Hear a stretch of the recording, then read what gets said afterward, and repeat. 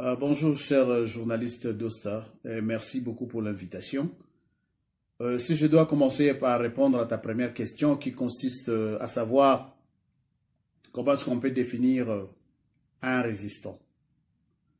Un résistant, par définition, je veux dire que c'est tout être humain, de par son état d'esprit qui a pris conscience que makambulo lengezotambule la namboka eza bongoti.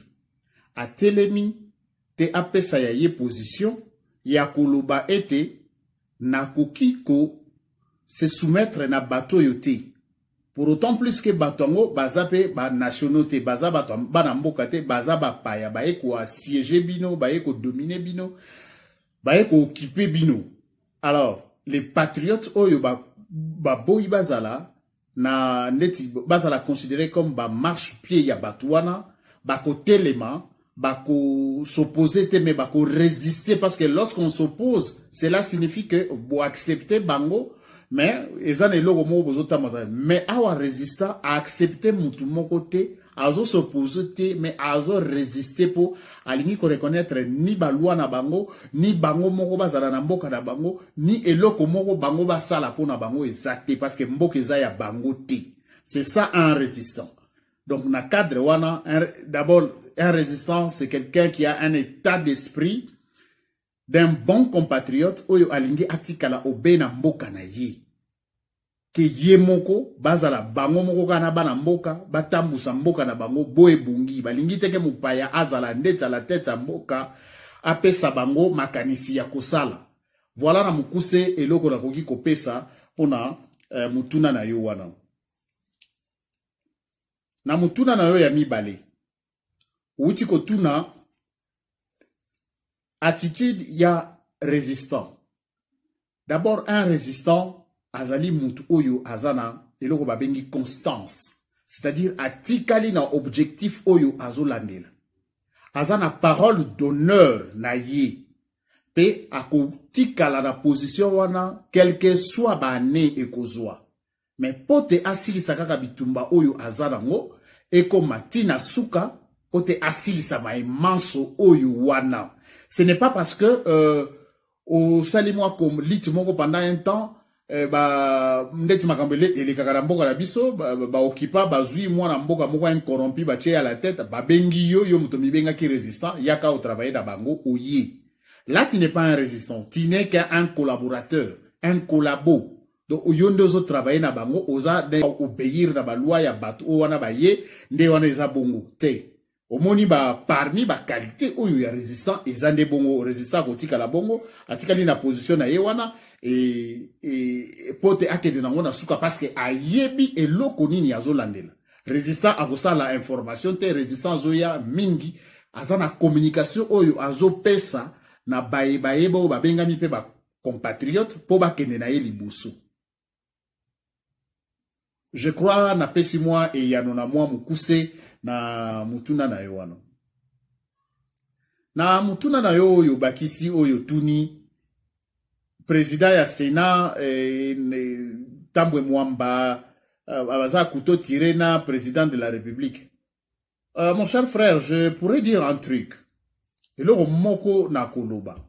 Na ko s'attacher mingi na maye mukonzi na biso ya pareko alobaki azwaki exemple moko ya mukie na maye matali exemple ya makamu maleka na kala entre ba grec na ba romain oyo ba romain balobaki je crains les grecs même en temps de paix ata ba pesi au cadeau omoni tango kei kozwa kibokonzi na nzela ya mulili makambo nyose suka kakabui. Parce que bango ba pesa ki eloko oyo yo okosi pa population ke yo o gagner ba élection. Mais na ba élection to lobelaka yango lisusu te et comme plus makamba ba accord.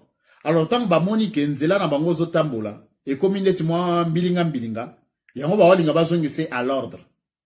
Na cadre na bango wana donc pour nous autres non comme ça nous intéresse pas vraiment et ça théâtre je peux qualifier ça de théâtre oyo bazo sala. Parce que comme on a l'étudiant en G1, oyo azali président ya vice-président de l'Assemblée nationale na bango, ye a déclaré été congrès wana ko salema te parce que congrès wana lelo siko ba moni ke ezo budgetivore eza mbongo ebele boy parce que ba senga ki kutu pona bango ba votaki budget ya 1,8 million pona ba aider makambo ya santé mais pona congrès pesi déjà ba 7 millions wana ne balingi ba voter ngo mais ce qui na tikali na kati ya mutuna na yo elingi koloba ete eza biloko oyo ezali pas clair du tout parce que ils ont rattrapé bango na bakoro ba signaki deal est commis que de part et d'autre passe koti na makambo balingi ba sepelisa peuple na pièce de théâtre ou ba monter sur place mais ba monike moins ko bazonga souci mezate ba mondo kende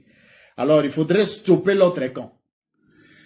Quant à la question que pour ça la lecture en ce qui concerne la détention il y a Vital Kamerhe comme on l'a dit tantôt là c'est du théâtre. C'est du théâtre parce que ce tozungi moi sima tokotala mukoloba pretaka serment na bango je crois que c'était le 24 janvier de l'année passée na temps oyo po babimisa gouvernement bazwa 4 ans.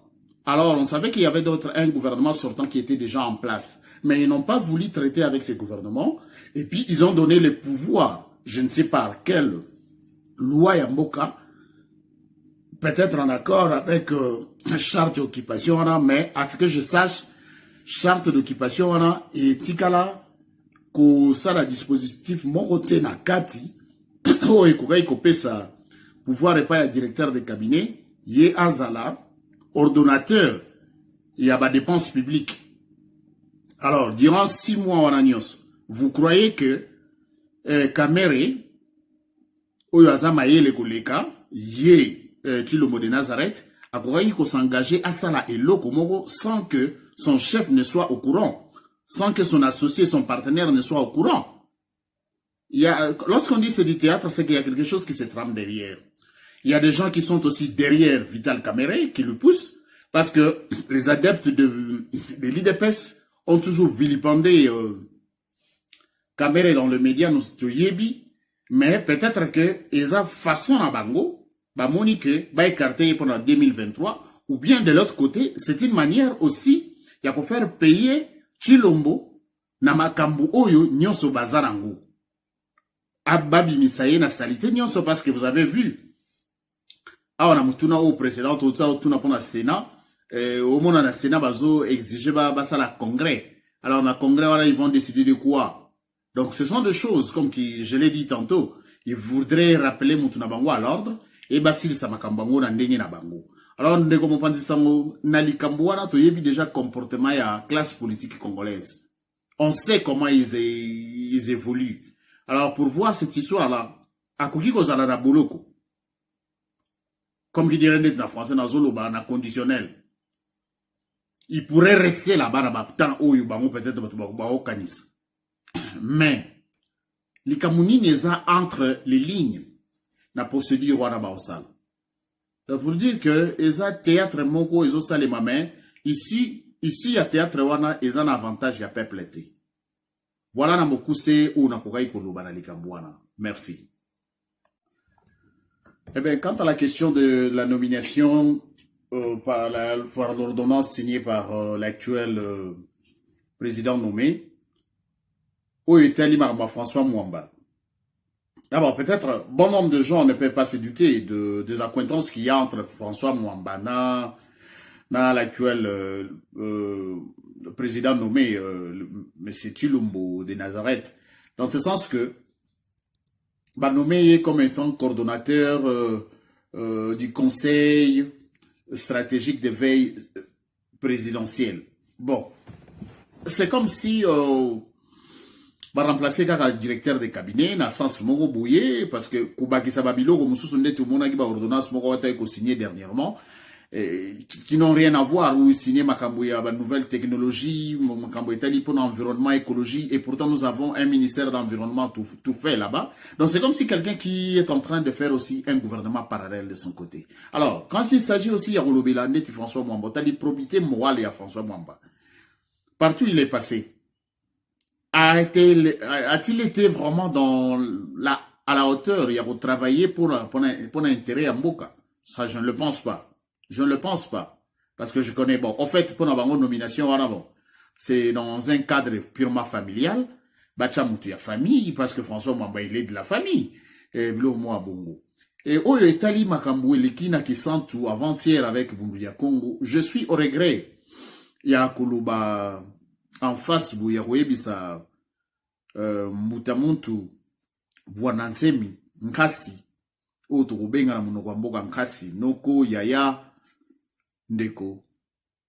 Et cette façon de faire, que Makila Yabane Congo et Tangaka, pour yo, pour tes intérêts personnels, parce que Ozo Luka, pour actuellement, Ozo Luka ba pesa ye mbongo na ye, ba emolima na ye en tant que Ouazalaki, comme étant député, Taona Bafuta qui était. Mais tant que toutes ces familles-là, où ba koufeli batu, alors je ne pense pas que espoir oyo pesa ki ba ne Congo au départ nandenge lelo koma na liti na yona ekokanite mbuta nkasi ngwankasi ne mwana semi. Je pense que intellectuel oyo zali, il faudrait peut-être, à mon humble avis, revoir la marche Yabitumba na yo. L'on peut être de cœur avec eux, mais pour autant que au pesa qui peut voir mon repas un occupant, Hippolyte Kanambe, parce que yo mon repas qui benga et gaza ingrat, c'est que tu l'avais aidé quelque part, c'était une trahison pour nous. Aider Moupaya, aya ko sungayo, yo mon yebi na pana biso na monokwamboka baloba, que pesa espoir te pa Moupaya tongela yo mboka.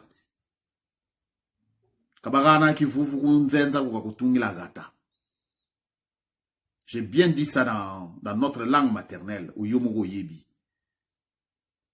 Alors c'est vraiment regrettable que les nôtres puissent mourir comme ça.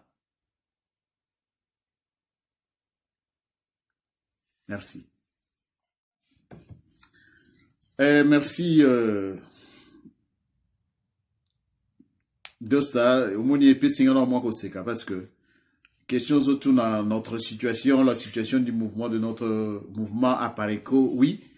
Je vais te garantir au peuple congolais qui nous suit à travers Etandoeke, na plateau na yo, na émission na yo, que Apareco ezali malamu, parce que tous continuer kaka, na nzela oyo ezali tracé pour na bitumba o tozanango. Tozali malamu moralement, toza makasi, bien que toyebi ke bitumba eza facilité. Yangwana toko sengaka surtout na tango oyo ya pasibu ya maladie oyo ya coronavirus oyo pezwi peuple na biso pesindeti mwa frère moko buyi na mwa bitumba yango mais nyonso ezalaka mabungisi ya Nzambe tozongisi ka matondo pa ya Nzambe parce que tozana souci surtout ya peuple na biso na makambo tozana au sein ya mouvement na biso tozali malamu banda na président ba vice-président banso secrétaire général secrétaire adjoint bas SN nyonso ba RR ba RT à travers le monde ba RI bango nyonso na base nyonso tozali malamu tozali kaka kolanda obe oyo nyonso tosangisaki makanisi pona ko sikola mboka oyo elongo na kati ya Conseil national pour la résistance congolaise biso banso tozali na kati elongo parce que mokonzi na biso azali liboso ya kolakisa biso nzela ya makambo oyo ndenge tolobaki que résistance eza état d'esprit.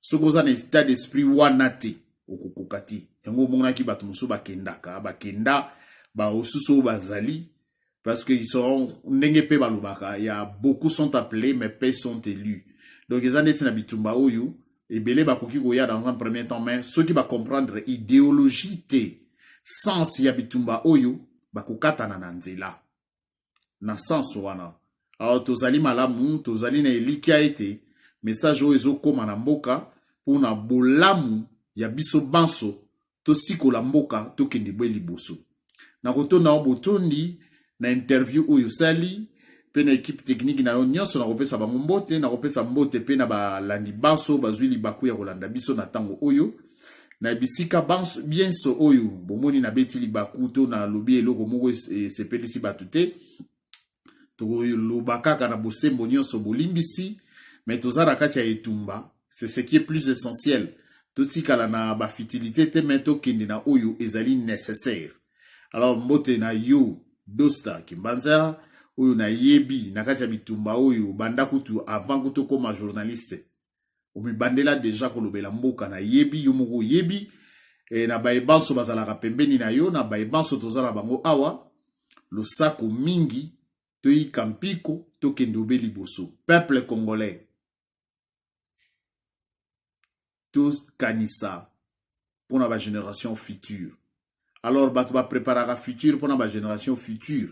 Et ça, oyo bazali nanu dans le présent. Bison de mutu photo bunda. Le rôle noko ba bundela ka bison en 1959 pour l'indépendance. Pour bison peut-être à moi liberté. Bah, bison toujours ba film où ya ba Belgique. Pour y avait des bateaux ba bunda ka ba monaka et le connaît silaka. Bison pe to lingate to la juger na génération future. Ngonga yango to telema. Poto silisa makamboyo. Ingeta.